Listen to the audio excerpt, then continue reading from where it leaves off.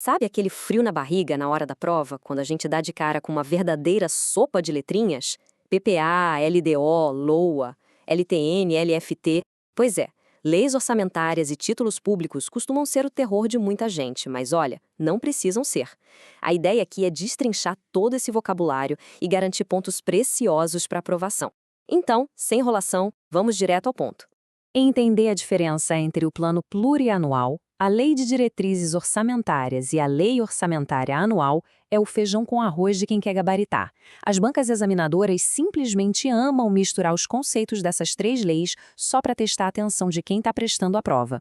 Dominar isso aqui economiza um tempo gigante na resolução das questões e, claro, garante aquela resposta certinha que joga a nota lá para cima, bem na frente da concorrência.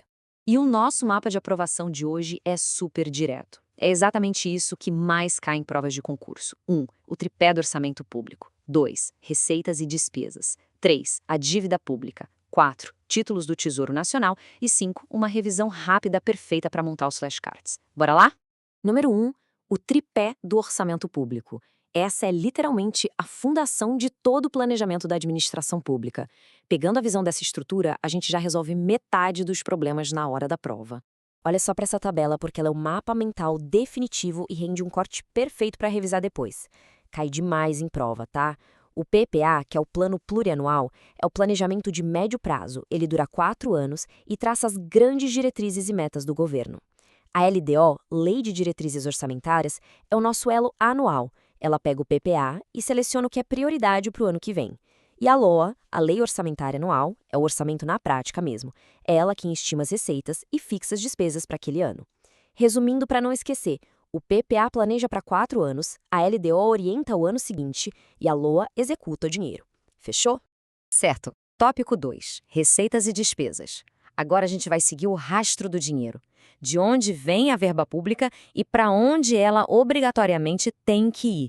O pulo do gato aqui é focar na palavra vinculada. Receitas vinculadas são aqueles recursos que entram nos cofres já carimbados, ou seja, amarrados por lei para um fim específico. Pensa no salário educação ou na CID dos combustíveis. O dinheiro não pode ser gasto em outra coisa de jeito nenhum. Já as receitas não vinculadas deixam o administrador público livre para escolher onde aplicar, usando critérios de conveniência e oportunidade. A pegadinha clássica da banca é dizer que o gestor pode usar a receita vinculada como bem entender. Fica de olho nisso. Do lado dos gastos, a gente tem uma lógica parecida. Despesas obrigatórias são aquelas contas sagradas que o governo não pode dar calote por exigência da Constituição. Estamos falando de salários de servidores, aposentadorias e da dívida pública. Por outro lado, as despesas discricionárias são aquelas em que o governo tem margem de escolha, tipo fazer uma ponte nova ou investir numa pesquisa. O detalhe crucial para levar para a prova é que as despesas obrigatórias engolem quase todo o orçamento, deixando uma margem super apertada para os gastos discricionários. Número 3. A dívida pública. Aí vem aquela pergunta: o que acontece quando o governo gasta mais do que arrecada? A conta simplesmente não fecha. E é aí que entra o nosso próximo conceito. Aqui mora uma das maiores cascas de bandana dos concursos. A diferença entre déficit primário e déficit operacional. O déficit primário é a diferença nua e crua entre despesas e receitas. Mas atenção, excluindo o pagamento dos juros da dívida, é só o esforço do dia a dia da máquina pública. Já o déficit operacional inclui a conta dos juros. Dica de ouro para anotar nos flashcards. Foca na palavra operacional como sendo a operação completa que abraça os juros. As bancas amam inverter essas duas definições. E quando a conta fica no vermelho, o governo não pode simplesmente ignorar os boletos. Ele precisa de caixa. Assim nasce a dívida pública federal. Basicamente, é o Tesouro Nacional pegando dinheiro emprestado com o público para cobrir esse rombo no orçamento e, muitas vezes, até para pagar as próprias dívidas antigas que estão vencendo. Tópico 4. Títulos do Tesouro Nacional. Como é que o governo capta esse dinheiro emprestado na prática? Emitindo papéis. E é exatamente isso que a gente vai ver agora. As provas costumam cobrar 3 modalidades principais de títulos. Tem o pré-fixado, onde quem investe já sabe na hora da compra exatamente qual vai ser a taxa de juros no final. Tem o pós-fixado, que varia porque está amarrado na taxa Selic. E tem o título híbrido, que mistura os dois. Paga uma taxa fixa, mais a variação da inflação, que a gente mede pelo IPCA. Antes de mergulhar nas siglas, anota essa diferença super rápida. Mercado primário é venda direta. o governo emite e vende para o investidor. Ponto. Já o mercado secundário é o balcão de negócios entre a própria galera, investidores comprando e vendendo esses títulos entre si antes da data de vencimento. Apareceu na questão governo para investidor, primário, entre investidores, secundário. Agora foca nessas siglas porque elas despencam nas provas. A LTN, que é a letra do Tesouro Nacional, é o nosso título prefixado clássico. Ele não paga aqueles cupons semestrais, a bolada toda entra só no vencimento. E o que a banca quer saber de verdade? Que a LTN é indicada para cenários de queda de juros. Porque se a taxa de juros da economia vai cair, a estratégia inteligente é travar uma taxa alta agora, comprando uma LTN. Depois, a gente tem a LFT, a letra financeira do Tesouro, famosíssima como Tesouro Selic. É um título pós-fixado, colado na taxa Selic, o que marca na prova. É o título de menor risco caso precise vender antes do prazo, super indicado para o curto prazo e reserva de emergência.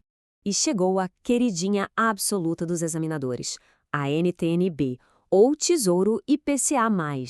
Esse é o título híbrido. A palavra-chave mágica para acertar qualquer questão sobre ela é rentabilidade real. Como ela paga a inflação do período mais uma taxa de juros fixa, ela garante ganho real acima da inflação. A questão falou em proteger o dinheiro da inflação e ter rentabilidade real, pode marcar NTN-B sem medo de ser feliz. Só cuidado com essa pegadinha bem sutil. Qual a diferença entre a NTN-B comum e a NTN-B principal? As duas protegem da inflação, tá? Mas a NTN-B comum pinga dinheiro na conta a cada 6 meses com os cupons de juros. A NTN-B principal, como o próprio nome já entrega, acumula a grana toda e paga o rendimento junto com o valor principal de uma vez só, lá no dia do vencimento. Tópico 5. Revisão rápida para flashcards. Certo, hora de amarrar tudo isso. Prepara o print da tela ou já abre o aplicativo de flashcards porque esse resumo é o suco da aprovação. Revisão relâmpago de palavras-chave. Caiu o PPA, lembra de 4 anos e médio prazo. Caiu o LDO, é o elo e traz as metas anuais. LOA, estima receitas e fixa despesas. E os títulos? LTN é o prefixado, LFT é a Selic e NTN-B é o IPCA+, que protege da inflação. O segredo da prova é ter essa associação no automático. Se esse conteúdo te ajudou, se inscreva no canal Memória de Aprovado, curta e compartilhe este vídeo com outros concurseiros. Assim você ajuda mais pessoas a estudar de forma inteligente. No nosso próximo encontro, vamos desvendar mais um daqueles temas espinhosos dos editais. Mas antes de ir, fica a reflexão. Sabendo que a maior parte das nossas receitas é engolida por despesas obrigatórias, será que o Brasil tem mesmo orçamento para inovar? Ou a gente está só trabalhando para pagar os juros da própria dívida? Pensa nisso e bons estudos!